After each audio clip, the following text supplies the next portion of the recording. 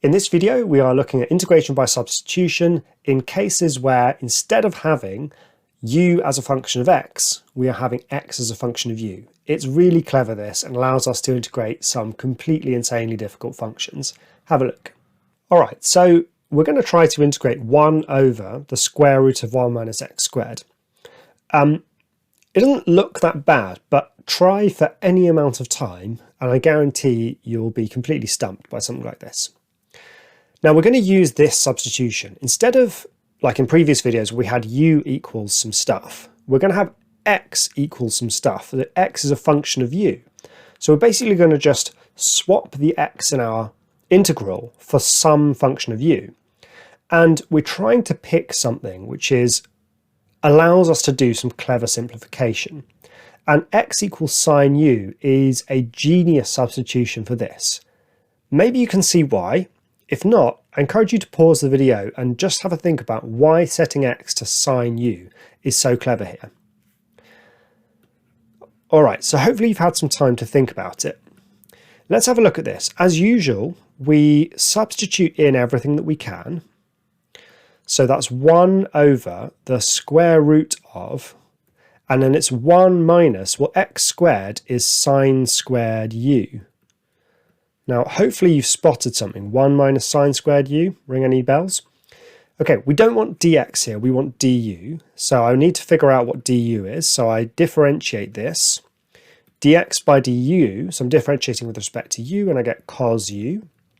And that means that dx, the thing I want to replace, is cos u du. So that's what I drop in here, cos u du.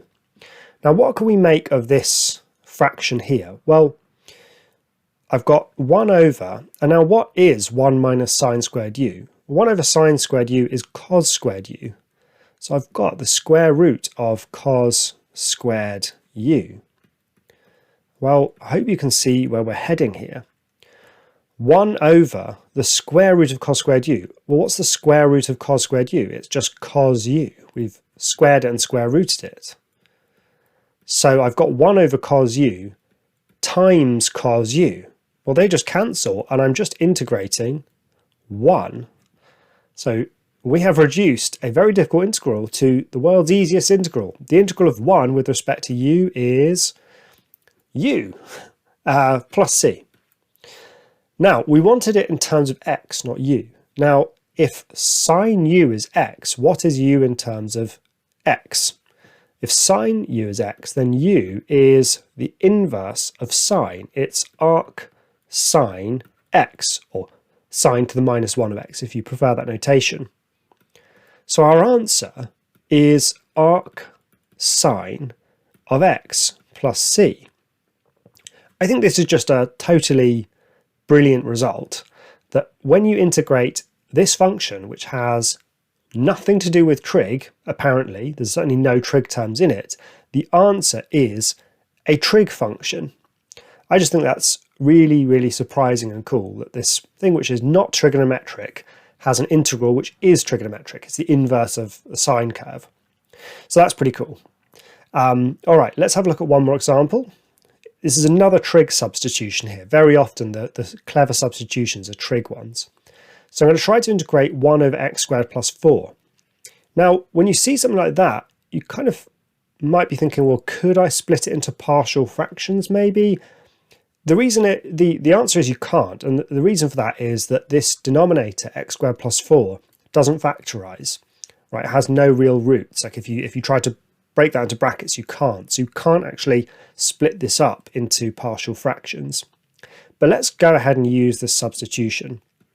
If x equals 2 tan u, well, let's drop that in. So I have 1 over x squared. So x squared is, well, I could even just write that down. X squared is 4 tan squared u. So I get 4 tan squared u plus 4. Now what's dx? I don't want that, I want it in terms of u, so I differentiate my function. So dx by du is 2, derivative of tan u is sec squared u.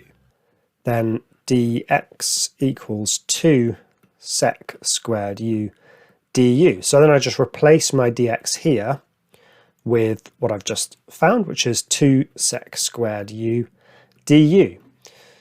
All right, is this easier? Is this harder? At the moment, it looks like a bit of a mess, but we can actually deal with it beautifully. And the key is to look at what's happening on the denominator here. Look, I've got 1 over, if I factorise out of 4, I've got tan squared u plus 1. Well, what is tan squared u plus 1? Can you think of any identities for that? Well, hopefully you remember that that is one of our Pythagorean identities. Tan squared u plus 1 is sec squared u. So this is going to be another beautiful bit of cancelling. I've got 4 sec squared u here, and then I'm multiplying by 2 sec squared u. So the sec squared u and the sec squared u cancel, leaving me just with 2 divided by 4. It's just the integral of a half with respect to u. So another ridiculously simple one. The integral of a half with respect to u is just a half u plus c. And then just like last time, we think, well, what is u? Well, I need to do a little bit of work this time. First, I'll just divide both sides by 2, so that tan u is x over 2. And that means that u is arc tan, the inverse tan of x over 2. So the answer here is it's a half arc tan x over 2 plus c. Pretty cool, right? The integral of 1 over x squared plus 4 is once again an inverse trig function. Specifically, it's half arc tan x over 2 plus c. All right, so that's integration by substitution. In the next video, we're going to look at how to do definite integration. So that is finding areas under curves, etc., by using integration by substitution. So I'll see you there.